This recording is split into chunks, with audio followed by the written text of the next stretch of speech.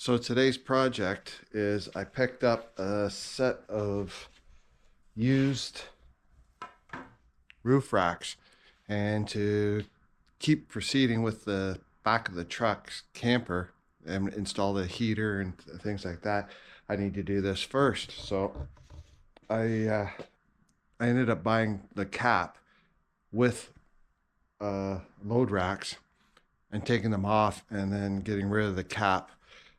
Post is dropping. I think the newest price on Amazon was $750 for a set of racks. Now they're off of a Ford F-150 cap, but all in all, it should fit pretty good. Medium duty. So there's the parts of it. Of course, with everything, you have to take it apart and put new hardware in there. So I got a couple new bolts and I snapped a couple bolts, but we got to the point that we can install it today. So that's my goal. I'm trying to figure out if it's worth it to do it outside or inside, which is still outside. We're going to have to find center line. Then we're going to go offset. So manufacturer recommendation is closest to the edge as possible. So that's where we're going to run those. They're not full length. They're a little short for this truck, but it's really just to hold a canoe and a cargo bin. So if you look at the canoe, you can really only hold in so many spots. So we should be good. Let's get her done. First thing I'm going to do is wash this up, make sure it's nice and clean. All the glue is gone. Glue and goo is gone. I'm going to apply a 2-piece adhesive tape along here to keep it in place and to also seal it. I think this is I think it's a pretty good option. So once it's in place, I shouldn't get any water underneath here to migrate through, and then it would just be the top of the screws. And what I'm going to do is I'm going to put a flex seal that I used on repairing the windows around the screws, countersink them, wipe off the excess, and it should be good. Especially today, it's -5 out. It's not going to harden anytime soon. I might regret trying to do it in the winter, but we have to keep moving forward. And worst case scenario, we can pull them off the screws and address them as we need to.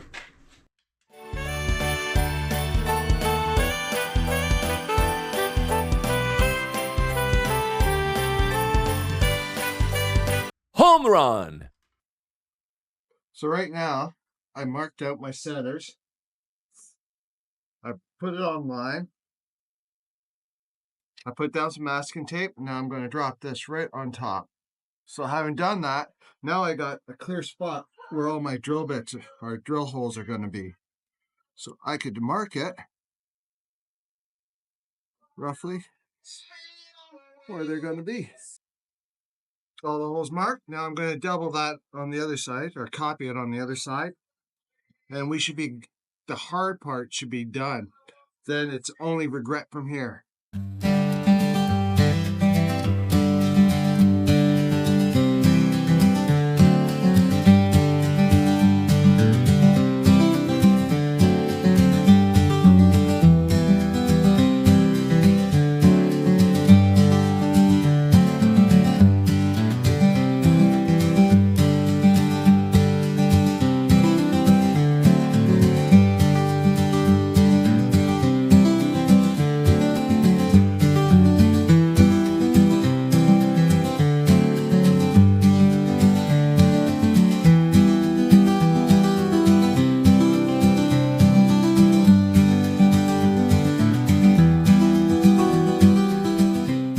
Drilled the holes that you saw.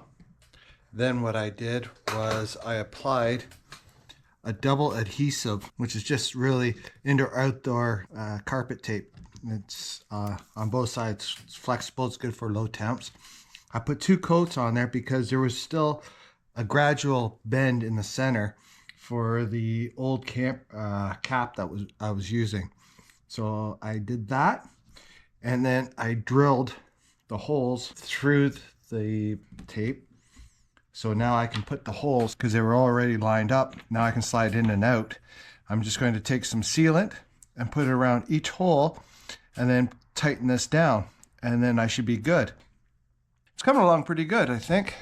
Once you get over the initial fear of messing up, it's kind of a fun project. So I'm only a third of the way through it, but so far I seem to be liking it. Hopefully I don't regret any of the decisions I made to get to this point. As I said, I'm not tightening it in, I'm just sealing it at this point. I have the 2 stacks of 2-sided tape here, really thick stuff. I caulked around the screws and brought them down, and then tightened them up with fender washers underneath. I made them about an inch longer than they needed to be, for the simple reason is I can attach things to it, because they're in a spot where they're not going to interfere with my headroom. And now I can hang shelf, lights, anything like that. Accessories, I suppose, can attach to it. At the end, I put the 2-way tape on there, and then I caulked it, pre-drilled, and then put a screw through there and to seal that up. So I've just been fiddling around with the distance here, because they're used. They don't line up to what I installed it as. So there's a couple self-tappers under there. Of course, one bit me. Put the drill bit right through my finger. Kind of smarted. So wear protection. So I put there's 2 self-tappers on each side. I just finally adjusted them, freed up all the old hardware. So now I'm set. So this is good. This can travel freely. It's super loose, so I can't really move it too much. And now I'm going to do the same to the back. There's like a clearance here. That's not, it's, I don't know how well it comes up on camera. That's just a solid piece of soft rubbery plastic in there. That's that 2-way tape. So I'm hoping that becomes the gasket when it allows it to thermally expand and contract as need be as it goes. If you look at the top, it's sandwiched out on the edge, making a nice seal set in there, and then the caulking setting up in there, which doesn't interfere with this track as it travels. These are just stoppers. There's 2 on each side. So there we go. So I'm going to fiddle around, tighten this in, and make sure it's square. I'm going to do the next one, and then I'm going to cut in the roof now that I have an area to aim for. At this point, I'm just measuring up the pipe and whereabouts I want it to go. So I have right here is the railing for my roof rack. So I want to be at least 3 or 4 inches in minimum to cover the size of this flange, because this flange will be sitting roughly about here. I'm thinking, of course, on the top side coming down. And when I do that, so it'll be more like that, I'm going to have a 90. Now the problem is I'm so close to this on a 90 where it's going to pick up all that heat. I don't want that. So what I'm going to do is I'm going to drop that, sorry, not a 90. I'm going to drop this 22 down. And as I bring it down, it gives me a straight piece, which will actually make it cooler coming up through the roof. So my goal is to have this terminate in the same location. It's just back a bit. Well, yeah. Math. I don't know. Never took it. Anyway, so it's going to go here. So I have to cut this pipe back. When I get that pipe cut back, I'm going to be in the vicinity of where I want this to be.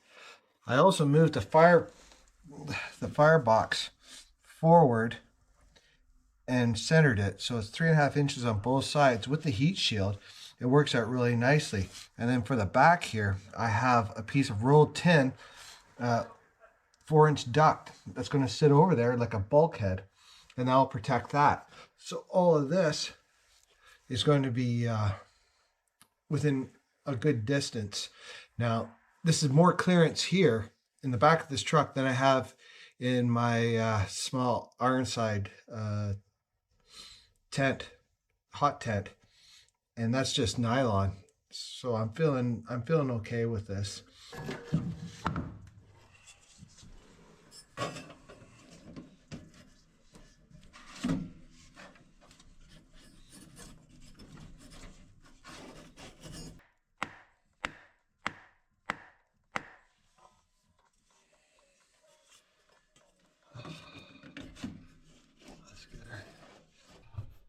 This is what I wanted to see, so now I got that. I got an area I can aim to put this lid in. So let's see here. So this will be like that. And if you can see the clearance that we'll have, a good 2 inches or an inch all the way around. And then plus the heat shield. So what I'm thinking of doing now is putting the screw up to the center and then going from there.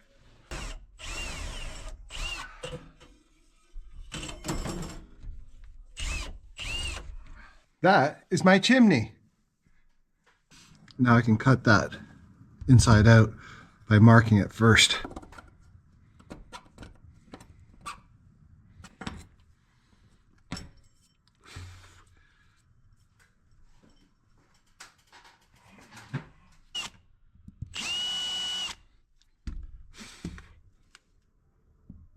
I'm going to take a jigsaw. I got a small hole saw, and then I probably jigsaw this, I think. As long as I stick to the outside.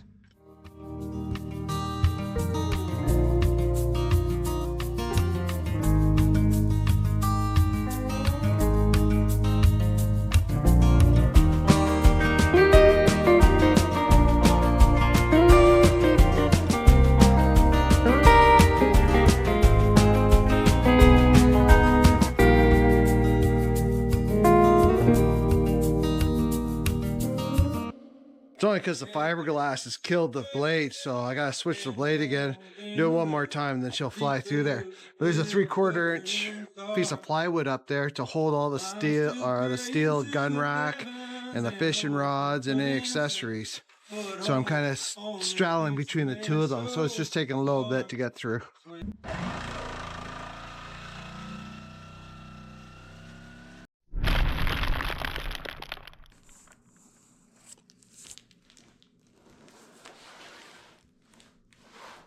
It's supposed to be 72 inches long, 3 inches thick, and 30 inches wide.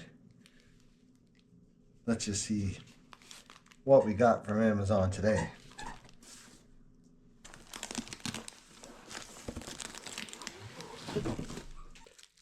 I'm so cheap, I'm already thinking of what I can use this bag for.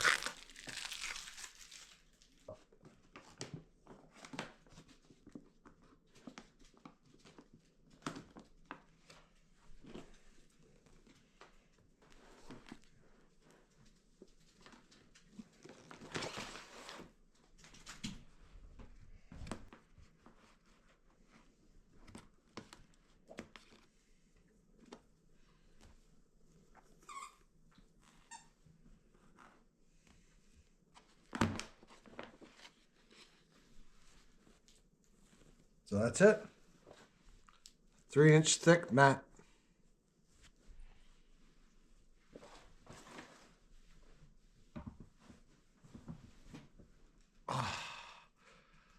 Just like sleeping on cardboard. Actually, it's not that bad. That's just the cover, but under here it looks pretty good. Anti-slip. It's what I wanted.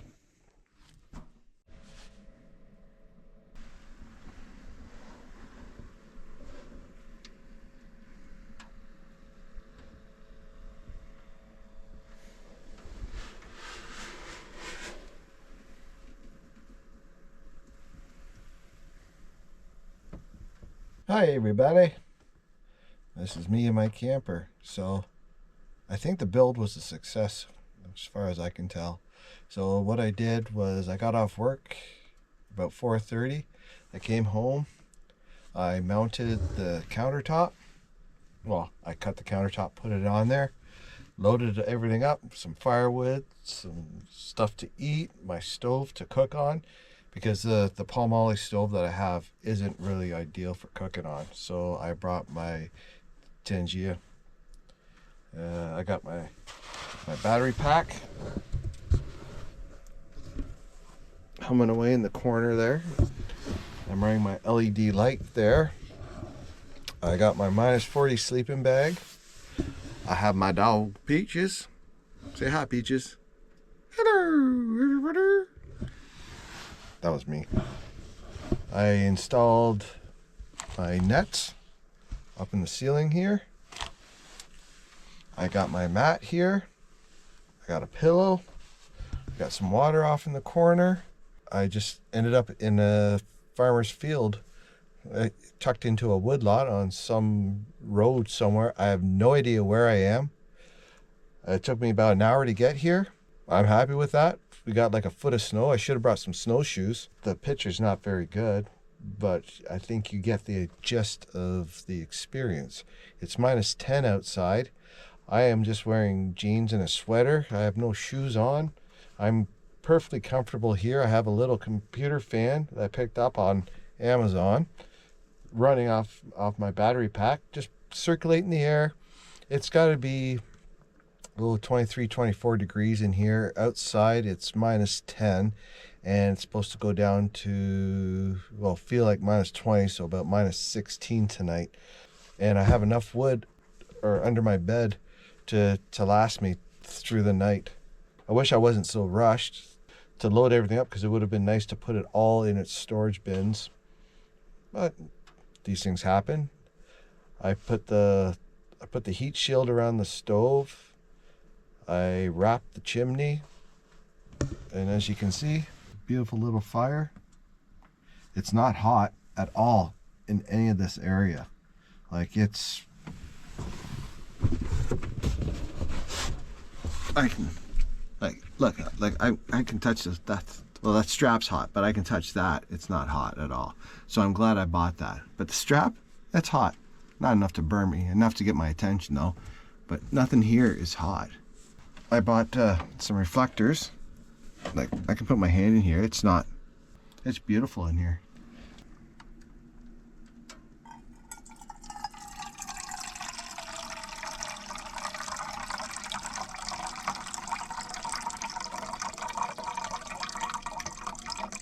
Good morning.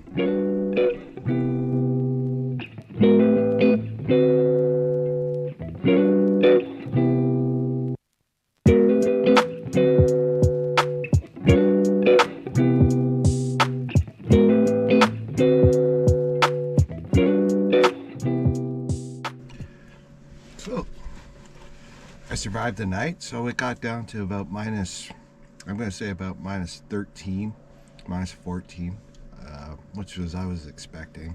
And then by about 3 or 4 in the morning, the wind really started howling.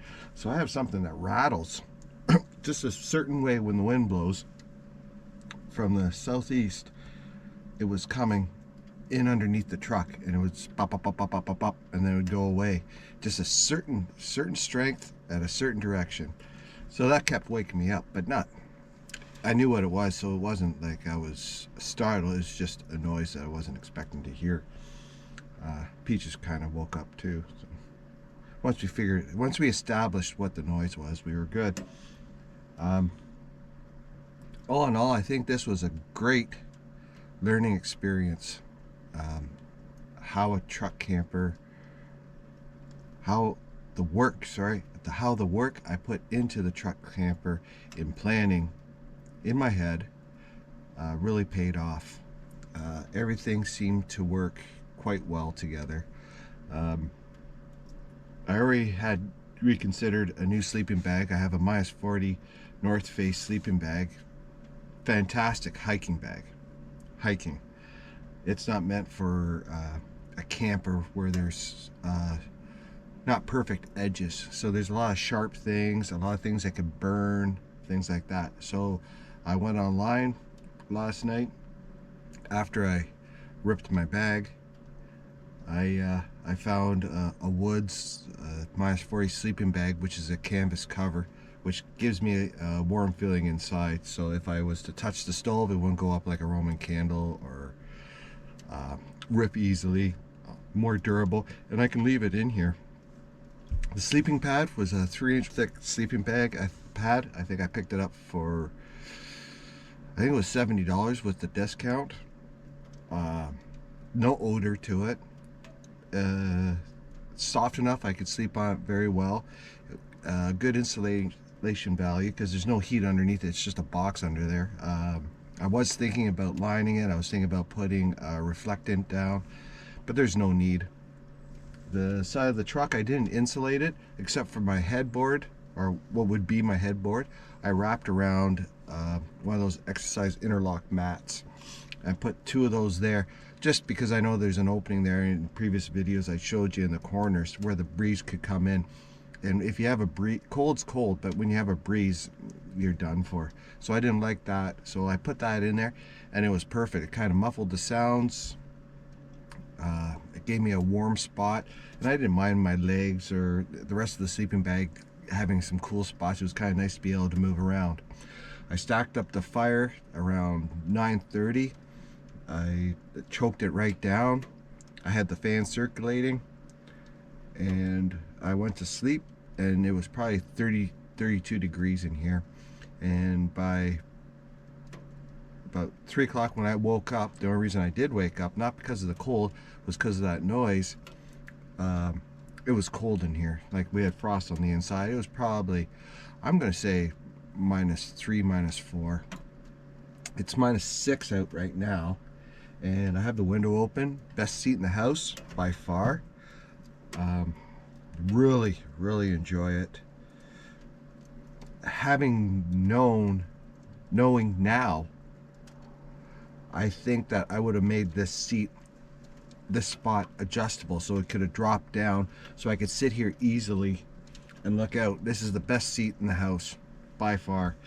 I find myself sitting here the most overnight. The view, I can open it up. I have the vents here as well, but it's nice to have the clearance, the extra clearance. So I'm 5'11".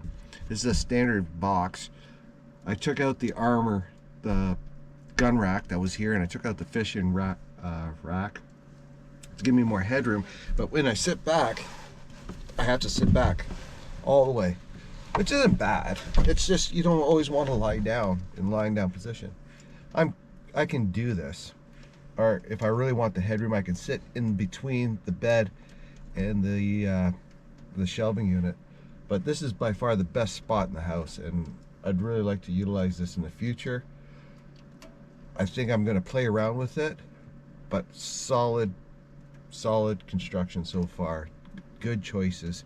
The wrap on the stove pipe worked perfect. I can touch it. I won't burn myself.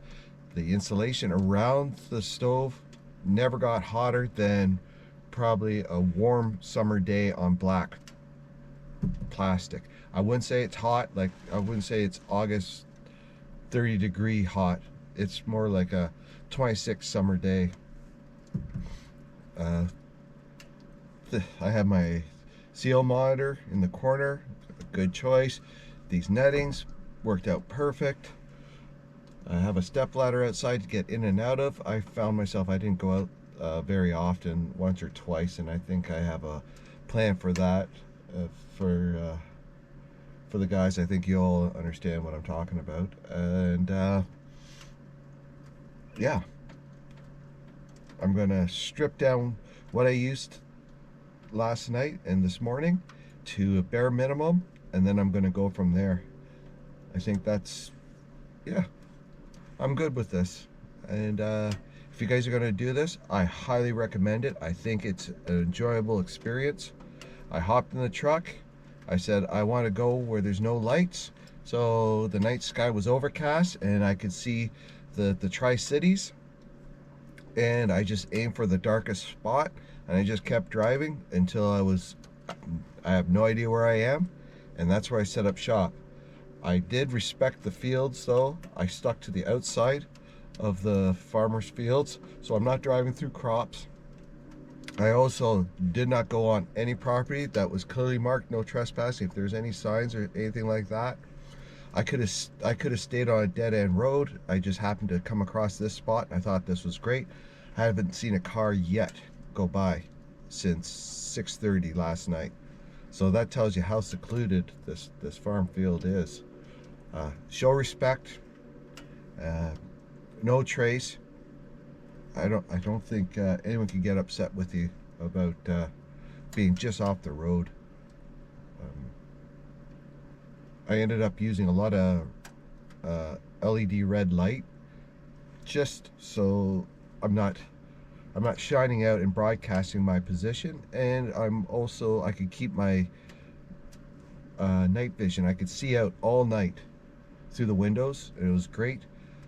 I think that I could put up, I'd probably make one or two blinds to put over the windows. I'm an early riser, so it's not the morning light. It's mostly at nighttime, just so you don't stick out like a sore thumb. So I'm going to get into my breakfast here. Peaches ate already, and she went out for her morning walk. And then we're going to pack up and go for a little hike, go home, and then we're going to the outdoor show in Hamilton. So it's going to be a good day.